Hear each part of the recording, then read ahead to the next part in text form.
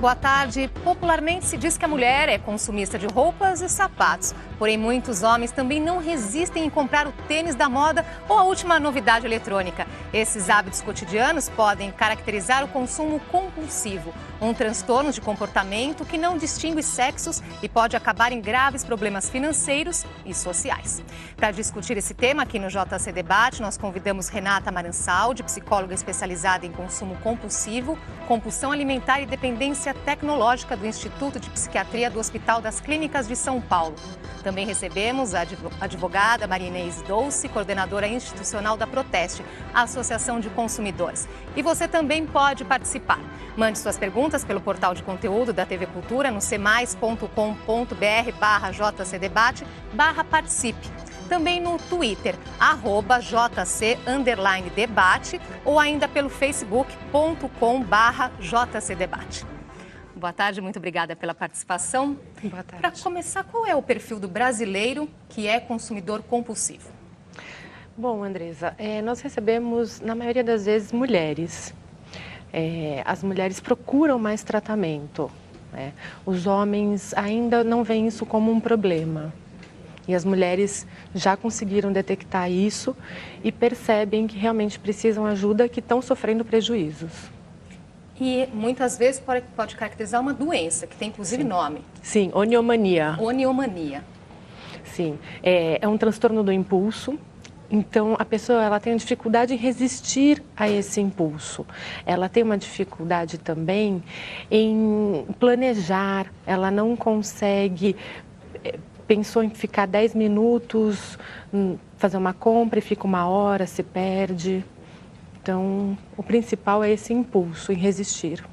Maria Inês, muitas pessoas procuram lá a Associação de Defesa do Consumidor com esse problema? Olha, a Proteste tem até uma pesquisa, né, para saber se as pessoas realmente compram de forma adequada ou de forma compulsiva. E é interessante porque as pessoas realmente sabem que compram de forma compulsiva, mas não sabem refletir no que isso vai representar para a sua vida, né? Então, o que nós temos percebido é que as pessoas compram muito, não se planejam, gastam demais, comprometem o orçamento doméstico, além disso parcelam, né, longas parcelas, então não resistem, voltam a fazer novas compras, tanto que recomendamos que as pessoas que têm essa compulsão, que possam ir às compras sem os cartões de crédito, por exemplo, ou sem um talão de cheque, levem um pouquinho só de dinheiro, porque aí vão acabar resistindo, né, naquele momento. Agora, depois, se ela voltar, logicamente que vai ter que, novamente, não levar cartão, não levar o talão de cheque, leva pouquinho de dinheiro, que é a única forma de refrear um pouco essa compulsão. Essa pesquisa, né, é um teste para as pessoas? É um teste que a Proteste tem no site, justamente para saber se as pessoas se planejam, se elas compram sem identificar o que estão comprando, porque às vezes elas compram o mesmo produto com cores variadas, né? Sapatos, roupas, então não varia um modelo e às vezes nem precisam, o que é pior, né? E às vezes muitas roupas, sapatos ficam no guarda-roupa até com as etiquetas. Nem usam. Nem usam. Então, isso realmente tem que ter um tratamento, né? Mas do ponto de vista do consumidor, isso é muito ruim, é um prejuízo para o bolso, para o orçamento doméstico, muitas se endividam. Então, quando nós vamos perceber a razão do endividamento, é porque compraram muito sem poder. Vão fazendo compras uma em cima da outra, comprometendo já o próximo mês para novas compras, para o orçamento. Então, é muito difícil essa situação para aqueles que ainda não conseguem identificar essa compulsão. E essa compulsão tem alguma causa? Na verdade, ela tem um desencadeante, pode ter um desencadeante externo, que é o meio que proporciona isso, ou interno, que são os sentimentos. Então, a pessoa ela não sabe lidar com determinados sentimentos, uma angústia. A gente percebe que a pessoa com angústia, ela procura, através da compra, aliviar. Quando ela briga com o marido, por exemplo, ou ela não consegue controlar os filhos, ela acaba buscando na compra. E foi como a Maria Inês falou, o comprador compulsivo, acontece isso, né? Muitas vezes ele não usa o objeto, é diferente de uma pessoa que é consumista. Eu percebo que o consumista, ele deseja o objeto como uma forma também de status, mas o comprador compulsivo tem essa questão do status, mas muitas vezes deixa no armário guardado ou compra, como ela falou, várias peças do mesmo tipo em cores diferentes. E agora, como diagnosticar essa doença? A pessoa ela precisa perceber que ela tem um prejuízo, não só financeiro, mas um prejuízo social e familiar. Ela começa a mentir para as outras pessoas sobre as compras. Então, a gente tem relatos de pessoas que deixam as sacolas no carro, que ao usar o sapato, a pergunta, é novo? Não, porque ela tentou esfregar o sapato no chão para ficar marcado, para não mostrar que é novo. A pessoa começa, busca dinheiro, né, de outras formas, então desvia dinheiro para pagar suas dívidas. Agora, a pessoa consegue diagnosticar, perceber isso sozinha, ou ela precisa de ajuda de pessoas que estão ali ao redor? Algumas pessoas ao redor conseguem identificar. A família tem um papel muito importante na vida dessa pessoa, mas como ela mente também, ela só começa a perceber quando ela tem os prejuízos. As brigas aumentam em casa. E agora, Maria Inês, ela falou do prejuízo. Muitas vezes a pessoa se dá conta disso quando percebe que está com o nome sujo, né? Vai ali fazer uma outra compra e não consegue. Exatamente. O que nós temos percebido é que as pessoas se endividam, né? Por vários meios, cartão de crédito, cheques pré-datados, enfim, vão fazendo as suas compras. E o pior de tudo é que elas acabam, a maioria das vezes, não conseguindo pagar. Então, tem um super endividamento. Né, comprometem a renda delas, às vezes até da família, né, porque elas vão ter que pedir um auxílio para poder estar pagando, e também elas não conseguem perceber que quanto mais elas saírem para fazer as compras de forma inadequada, sem planejamento, sem necessidade, elas não vão conseguir frear essa compulsão, e pior, elas vão continuar gastando. Então, elas vão dar cheque pré-datado, que é uma maneira de dizer, eu não estou pagando agora, eu vou pagar daqui a pouco. Mas se esquecem que tem que estar no orçamento, no planejamento familiar. E muitas vezes também elas têm os nomes inseridos nos cadastros de maus pagadores, se elas não conseguem ou a família não ajuda. E também não sabem que para se desfazer das dívidas, elas vão ter que se desfazer de algum bem pessoal. Às vezes até das próprias aquisições feitas, né, repassar isso. Então é muito difícil realmente lidar com essa situação de compulsão, de superendividamento e comprometimento da família toda nessa dívida. E é importante também ressaltar o sofrimento da pessoa. Não significa que o comprador compulsivo ele não queira pagar. Então o nome está sujo e ele sofre com aquilo. Isso é um sinal muito importante. Ele sente culpa? Depois, sim. Quando ele adquire o objeto, eles relatam que ficam felizes, mas depois eles pensam, por que eu comprei isso? É um prazer momentâneo. Então. O transtorno do impulso é um prazer momentâneo.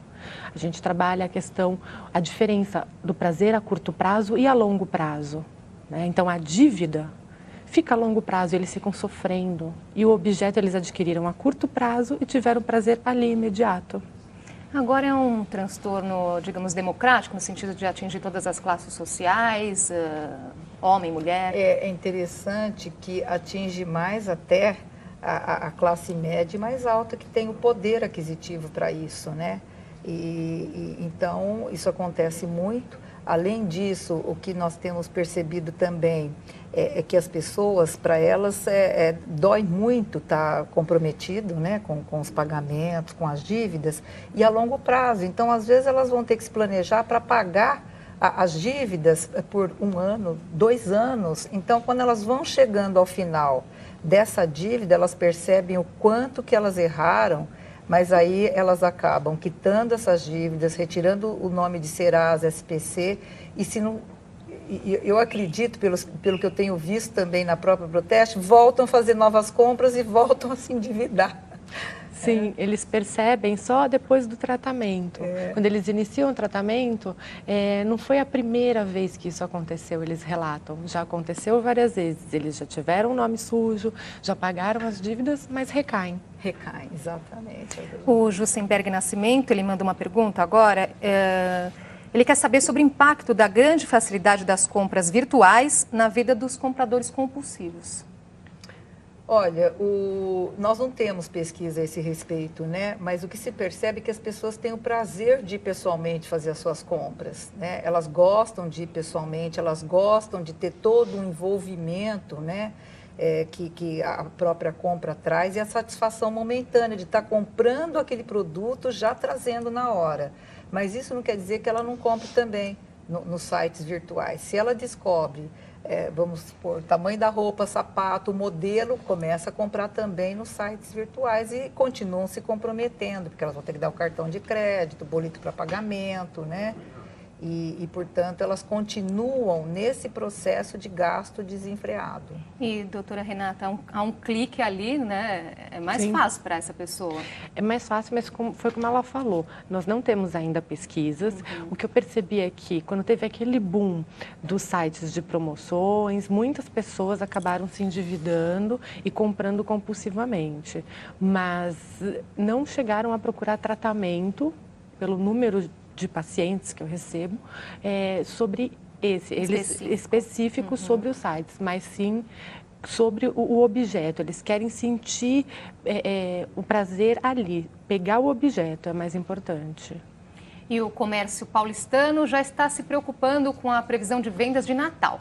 Mas uma pesquisa da Universidade de São Paulo mostra que a intenção de compra dos consumidores é a mais baixa dos últimos 7 anos. A pesquisa de preços para o Natal da família de Regina já começou. Presente impossível, é mais lembrancinha mesmo. Um Natal mais magro não deve ser realidade só na casa dela. Pesquisa do Programa de Administração do Varejo mostra que apenas 46% dos paulistanos pretendem comprar eletrodomésticos, celulares, carros ou produtos da linha branca até o fim de dezembro, o menor índice dos últimos 7 anos. No mesmo período de 2012, eram 56%. As coisas estão muito caras. Uma coisinha que você vai fazer hoje em dia Não vai dar, não. Na intenção de compra de 24% dos consumidores estão roupas e calçados, seguidos por viagens e turismo. Só 2% dos entrevistados afirmaram que pretendem comprar imóveis até dezembro. O pé no freio no consumo é explicado pelo grande endividamento das famílias. No ano passado, descontadas as despesas com educação, moradia, alimentação e transporte, sobravam 9% do salário. Hoje, 7%.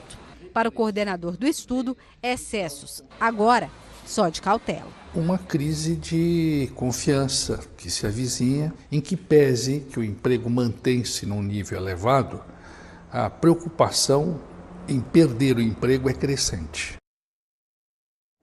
O que explica esse número de endividados? Olha, a Proteste tem uma pesquisa onde constatou que 40% das famílias hoje estão endividadas pelo menos em 3 dívidas ativas, né? Isso significa que elas pedem um empréstimo, fazem outro para pagar o primeiro, fazem um terceiro para pagar o segundo e para pagar o primeiro.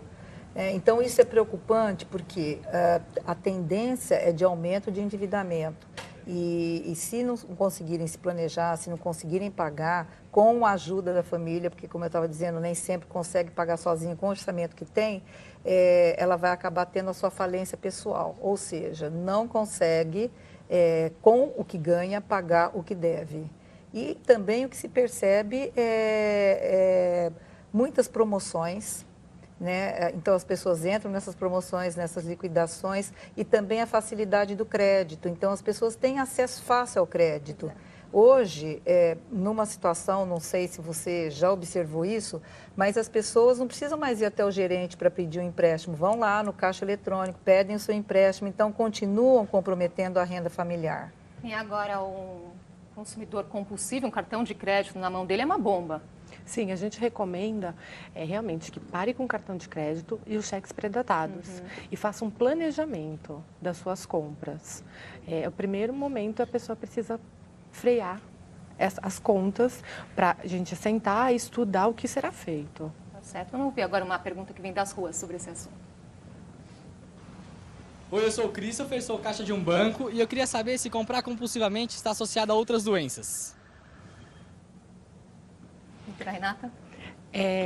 Nós percebemos que existem comorbidades, outras doenças associadas de ansiedade e depressão.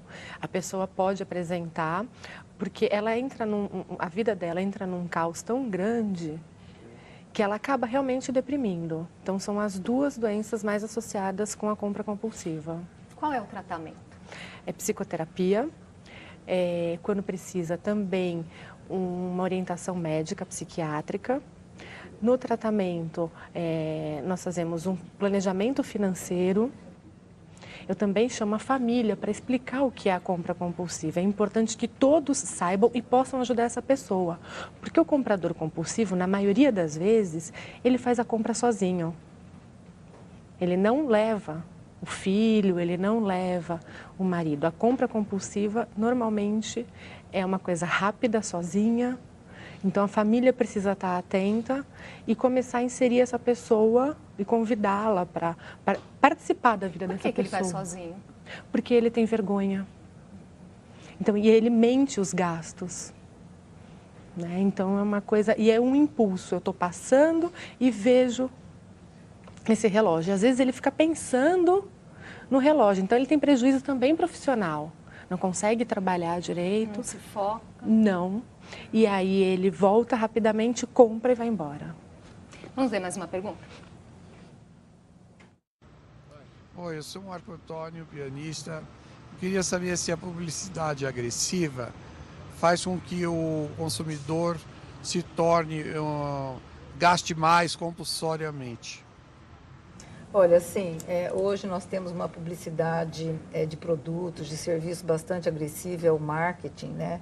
Que é utilizado para as marcas, por isso que o consumidor ele tem que estar muito consciente do que vai comprar, tem que saber de que forma que ele deve consumir, até para não se sentir atraído por essas publicidades. Recentemente nós percebemos que as propagandas de taxa de juros zeros nem sempre são, né, os juros não são zero, quer dizer, eles acabam elevando o preço em outros encargos, taxas, e o consumidor acaba caindo nessas publicidades. E o consumidor compulsivo cai também naquela propaganda, se você tiver o produto X, você vai ser mais feliz, vai ficar mais bonita, isso influencia? Tem duas coisas. É importante ressaltar que, assim, não é devido à publicidade que ele vai se tornar comprador compulsivo. Tá? Mas influencia a publicidade.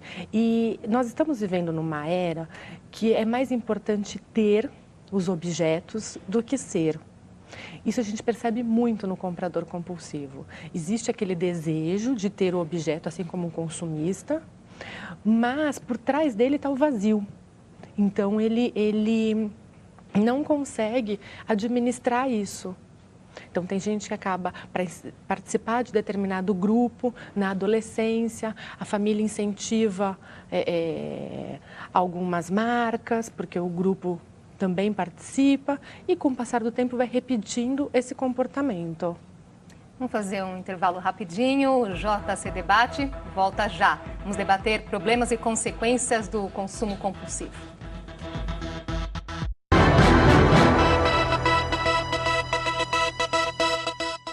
Olá, eu sou William Correia e estou aqui...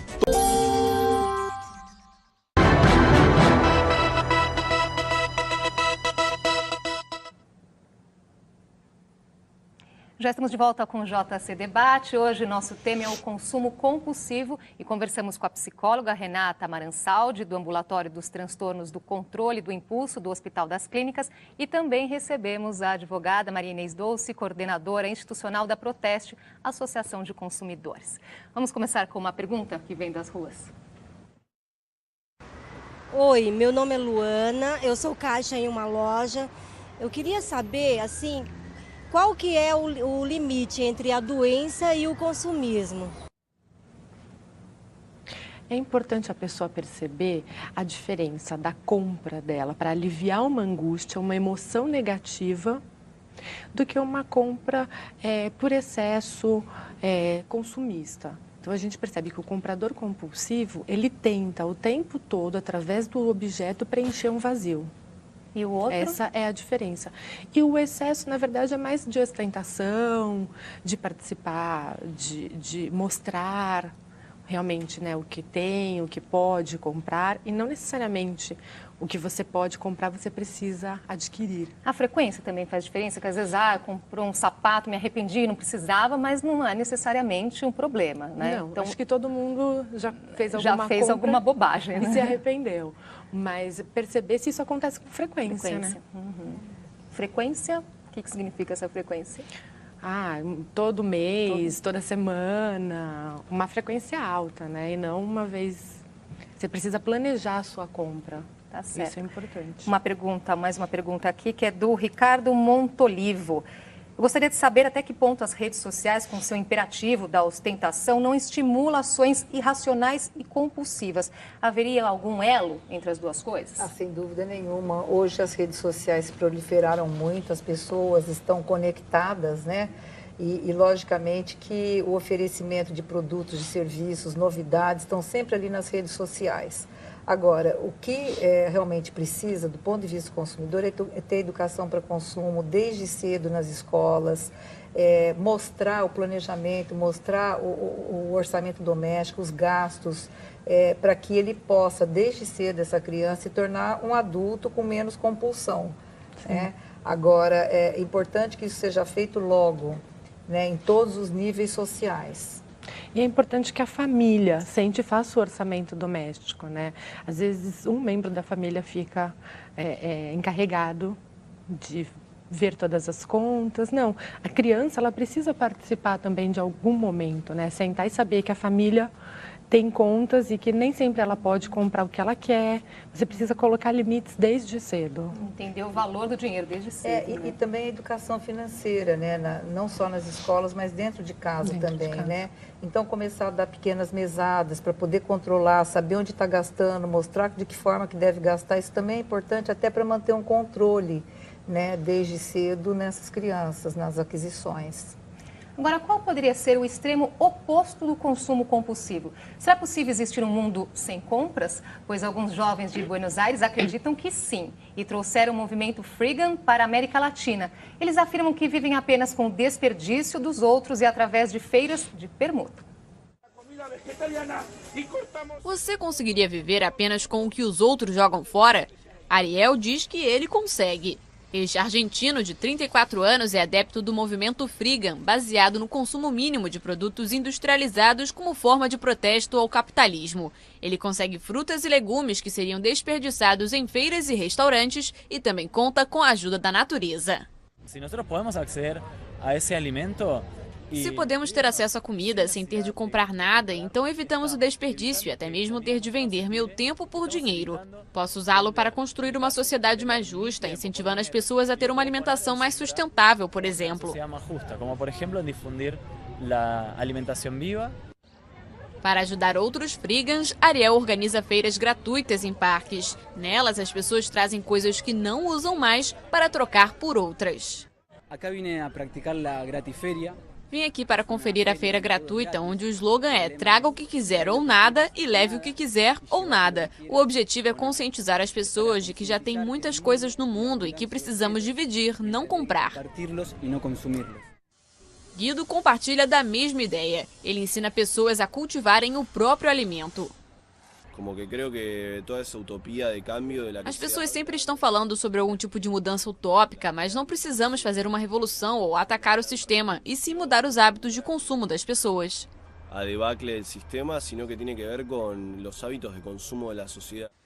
Guido criou este loteamento em 2001, quando era um terreno baldio, e agora cultiva plantas medicinais, tomates, hortaliças e abóboras. Ele espera dividir os conhecimentos que adquiriu com o máximo possível de pessoas para diminuir o consumismo. Acho que se as pessoas vierem aqui, aprenderem alguma coisa e saírem com novas ideias, a gente conseguiu o que queria. O freeganismo pode ser um pouco extremo para a maioria dos argentinos, mas a ideia de consumo sustentável, aos poucos, vai se enraizando. É uma ideia muito extrema? Eu acho que o que tem que haver é bom termo, né? Eu acho que tem que acertar, não num extremo, né? Um gasto excessivo como esse compulsivo, e nem também um mínimo. Mas eu acho que toda ideia é uma boa ideia, desde que ela não chegue ao extremo.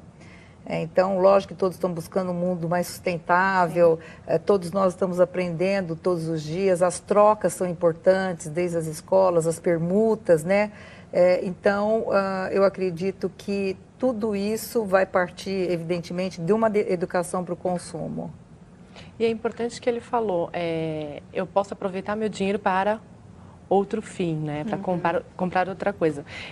Não que eles colocam contra o capitalismo, mas a gente precisa do dinheiro. E eu sempre coloco isso. Não é que a pessoa não vai comprar mais nada. Não. Consumo zero, né? Consumo zero. Não existe. Então, ela precisa de um equilíbrio. E foi o que ele colocou. O que nós precisamos é pensar e mudar os hábitos das pessoas em relação às compras. Então, eu não preciso ter 50 relógios. Eu tenho 2 braços, mas eu utilizo um de cada vez. Eu não preciso ter 100 pares de sapato. E assim por diante. Realmente, o que a gente necessita para viver. Tem um estudo aqui que eu gostaria de comentar, um estudo dos Estados Unidos, que mostra que a compulsão por compras pode vir acompanhada de outros vícios. Um jovem que compra de forma impulsiva hoje pode se tornar, por exemplo, um viciado em jogos mais tarde? Os estudos mostram que existem as pessoas que apresentam mais de um transtorno do impulso, que são os multi-impulsivos. Nós já recebemos realmente essas pessoas e aí precisa, não necessariamente ela vai se tornar uma outra compulsão, vai ter uma outra compulsão, mas pode acontecer sim. Jogo, dependência tecnológica, tricotilomania, que são todos os transtornos do impulso. E tem uma idade para aparecer esse tipo de transtorno? O de compras, a gente percebe que a pessoa, ela começa, o seu primeiro salário, ela já tem um gasto alto. Então, mas quando depois, ela começa a ter uma renda. Quando ela começa a ter uma renda. E depois mantém esse comportamento. Mas está muito associado com questões emocionais. Então, da infância, ou que não teve tantos objetos que gostaria, ou uma angústia, alguma coisa assim. Agora, quando esse comprador compulsivo vai ao banco, Maria Inês, e ele tem ali a instituição que oferece tanto crédito, mesmo sabendo que ele não pode pagar muitas vezes. Deveria haver um controle sobre isso? Exatamente. Então, isso acontece muito, é o crédito em excesso, a facilidade do crédito. E muitas vezes o banco, ele concede novos empréstimos, mesmo sabendo que o orçamento já estaria comprometido, né? Porque eles têm como avaliar isso. Agora, é evidente que a família tem que saber, até para poder estar ajudando. E também, essas pessoas, elas devem também ser brecadas, né, na própria instituição. E a maioria das vezes isso não acontece. Não acontece porque, logicamente, que a instituição bancária sabe que a família tem como pagar, dispor de algum bem maior, mas isso é um problema grave e leva ao endividamento excessivo e ao comprometimento não só familiar, mas também à falência dessa pessoa.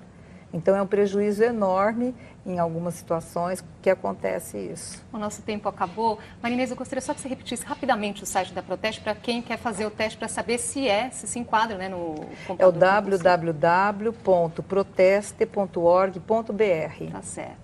Nós chegamos ao final de mais uma edição do JC Debate. Convidamos você, telespectador, para amanhã acompanhar o Jornal da Cultura, a primeira edição, ao meio-dia. E em seguida teremos o Mais Cultura. E às 1h30 da tarde voltamos com o JC Debate. Obrigada e ótima tarde.